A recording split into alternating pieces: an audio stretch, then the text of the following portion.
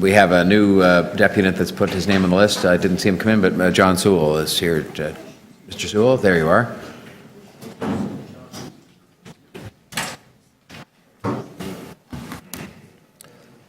Thank you, Mr. Mayor. Welcome, sir. 5 minutes. Someone who's been involved in 50 years in affordable housing in Toronto and trying to increase affordable housing in Toronto, I felt I really had to note this occasion. I know this is the end of a very long process of the city not managing to address its obligations of the properties that it owns. And I think we have to call it what it is. It's not about small questions, it's about the big issue that this is a major failure of the city's political leadership to actually have properties in its control. It's been in its control for almost 20 years now, and in fact it can't manage to find the way to keep them in good repair, or alternatively to actually replace them before you demolish them. This is a major, major problem. I was up looking at the properties this morning. I encourage you all to do that. It reminds you of American cities in the late 1970s. That's the position in which we're in right now. It's really, really discouraging. And Mr. Mayor, I know you have your photograph taken in many, many places in the city. I can understand why you haven't gone and stood in front of these buildings and have your pictures taken. People would be disgusted. And I think what we've got to do, and I think the obligation that you have is to say, how do we turn this situation around so this never happens again in the city? I know that you're on the radio this morning, 1,000 units we're going to disappear this year. Sorry, no more units. This is wrong. The city's got to actually make some change. Yes, you talk about redevelopment, but note the fact that in Regent Park, you're actually producing less affordable units once the development's completed than were there before you started. Less on that site. So this is a council, I think that it's demonstrating pretty clearly, you don't care about increasing affordable housing or protecting the affordable housing that's there. I think that should change. If your money is there, I don't know why stuff hasn't been built. The city controls 110 public housing projects in the city. 110. All of them could be redeveloped. You want a place to build housing, you own the land right now. If you've got the money, why isn't it being done? And I think we've got to have a really change, and a big, serious change in what the city is doing. I think the city council has now established itself as the worst landlord in Toronto. That's not a good reputation to have. It's got to change. And I think what you have to do is start saying, so how do we redirect money into ensuring that the properties that we own are in good repair and that we're expanding the amount of affordable housing? I think they're the challenges you have today, not the small little challenges you've talked about. I think you should address the big challenge. And I must say, as somebody who's been involved for many years, I'm really, really discouraged to see that it's come to this, and we're going to get more of these things this year. That's the wrong way to go. I'd like to see leadership pushing us in fundamentally different directions, and that should come from this committee. Thank you very much. If you could just stay there, of course, there's questions, and I'll start if I may. You are aware of the fact that the City of Toronto this year has a budget of $250 million of city-derived funds to make some of the repairs you're discussing, probably the largest amount that's ever been spent. Didn't know you were coming today. We could have gone back and looked at how much was spent when you had the privilege of serving in this office and being a member of council. But we're spending $250 million this year, in part because it wasn't spent in previous years, but you do know that's the number that's in the budget for this year. And the point is that's on top of $250 million last year. It's clearly not enough. You've got to put more. If you really care about affordable housing, and there's no, and I'm not going to disagree, there's some that gets in such bad shape. I mean, we're dealing with the units here are public housing units, no question about that, built by the provincial government in the 70s.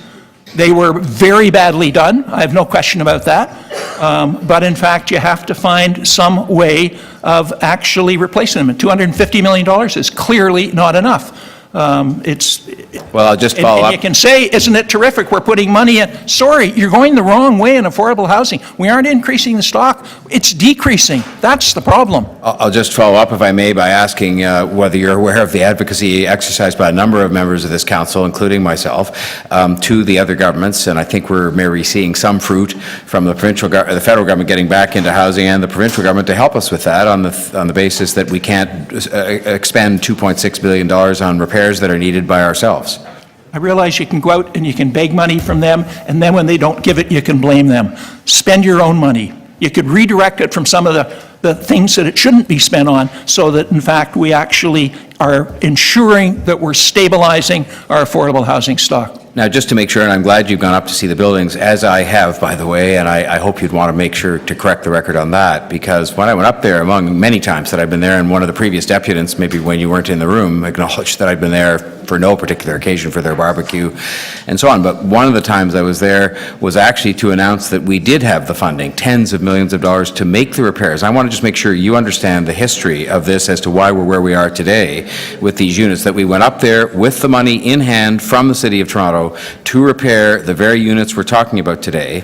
But then when they went to make the repairs and to do the plans to do the repairs, it was determined at that time these buildings had, in previous years, under previous administrations, fallen into such disrepair that they really couldn't be repaired. Do you know that history? I understand that, and I understand this is the end of a long process of the city not addressing its obligations. I understand that. It's wrong, it's got to change. Well, I think we all agree with that, and we're trying to change. Well, I'd like to see the change. I'm not seeing it today. No.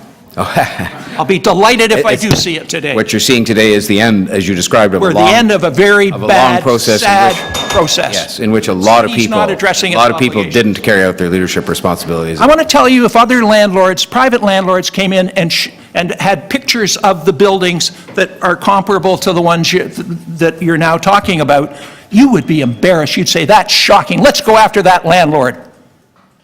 That's the point. That's why. That's the point. We're on the wrong side on this issue, Again, not on the right side. And there aren't any justifications for getting into this position, in my opinion. You'll actually acknowledge that the reason we're here today is because we tried to repair the very buildings you're talking about with money in hand, and we're told they couldn't be repaired. You will acknowledge? I said that earlier. I understand that in some situations, you're in a position where you're saying repair is not going to be worthwhile. We better build new units right away first to get those.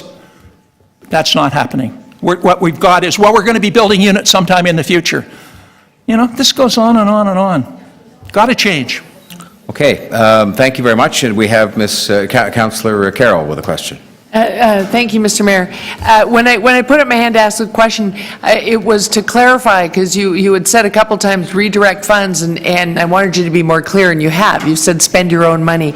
So I want to ask if you would be a vocal supporter if that means spending more money, because yeah. one of our colleagues said on the radio the other day, we've never really asked the City of Toronto, do you want to help? Do you really want to help solve this situation?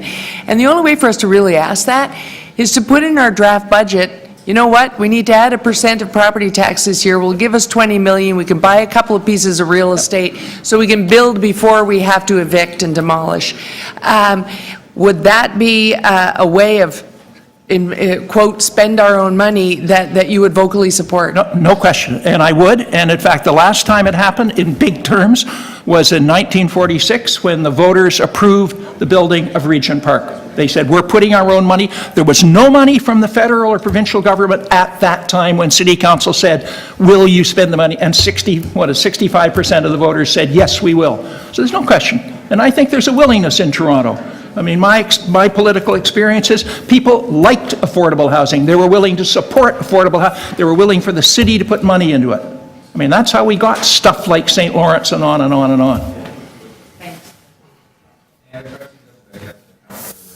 Councillor Prutza. Thank you so much. I'm glad you. I find myself agreeing with you, and to some degree, and I like it. And I find myself. I find myself agreeing to a particular word you used, and that I sort of reflected on, the past 3 or 4 days, and how this is symptomatic or symbolic of a failure of the system, and a failure on behalf of all of us. I guess my question of you is this. You're familiar with Regent Park. Very familiar. Precisely. Do you believe that the density levels in Regent Park are sufficient enough for us to be able to, A, reproduce the affordable housing that's lost, and B, be able to create or generate enough of money to be able to not only rebuild, but build on top of our social housing stock that we lost there? Well, in terms of Regent, I have a very long history in Regent, and I know when the redevelopment proposal came forward to council for approval, 2001, 2002, I in fact was down here opposing it because I did not think it was dense enough. The density, this is very simple. The density of Regent Park is about 65 units an acre. The density of St. Lawrence, which is now a successful development that's been there for 40 years, the density of St. Lawrence is 100 units an acre. So Regent could have been designed much more densely, about a third more dense, so you could have provided more units. I was arguing when in fact City Council was approving it that we shouldn't be actually reducing the number of affordable housing units, we should be increasing it by 50% from the 2,200 that was there before development started to more than 3,000 units. I thought there was good ways to do it, so yeah. And I've written extensively about redeveloping public housing projects in Toronto. There are 110 of them. You own them. You own the land. There's terrific opportunities. I believe on average you can add 200 units on average to every project that's 20,000 units on your own land right now. You don't have to go out and buy a thing. And they will improve those public housing projects because most of them are, quite frankly, are really awful.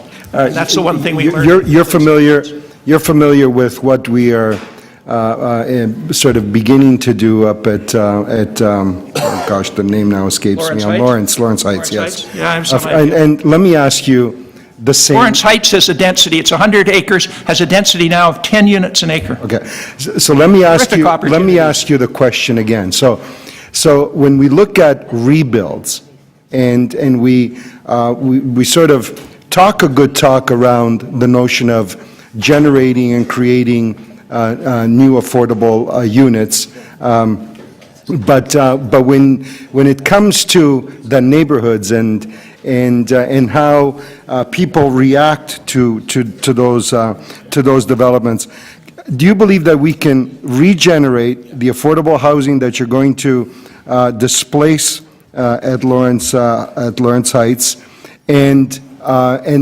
B, be able to generate enough money to be able to replace those units without the city going further and further into debt? I certainly think you can get community support for redeveloping of most public housing projects. And I think that, in fact, much of the redevelopment can be funded by the city itself, not entirely. I agree there's going to be some kind of contribution that's needed. I have various ideas about how to get that in a way that other governments would be delighted to help out, and so forth. But it clearly, if the city decided that's what it was going to do, I think that in fact there'd be a lot of support. I've often made the point that we've had two major waves of creating affordable housing in Toronto. First was the public housing thing with Regent Park, where it was the city that on its own went ahead and said, we're going to do it, at which point the provincial and federal government said, oh, we want to give money too. But the city started. And the second wave was in 1973 when we said we're going to have an affordable housing program here in Toronto. The federal government had a program they'd had to adopt. Trudeau if you remember, in 1972, had a minority and had to go to David Lewis of the NDP, who said, I'll support you if you have an affordable housing program. And he put one there in paper, but it didn't mean anything until the city came along and said, we want to build affordable housing. We're willing to go ahead on our own, at which point the feds and the province both said, oh, we'll do it too. So if the city took the serious initiative, not the begging initiative, but the one that says, we want to do it, I believe that, in fact, there's ways that those governments would be willing to say, we want to do it too. I do have another question, but I understand I'm going to be cut off. Yeah, we've got to move on, and thank you very much, Councillor Peruzza. We have next Councillor DeGiorgio. So just to make sure I understand correctly, when we're talking about redevelopment of Regent Park, you're saying the city can do it. Are you suggesting that the increase in density to 100 units an acre could have been done by the city and only the city? Forget about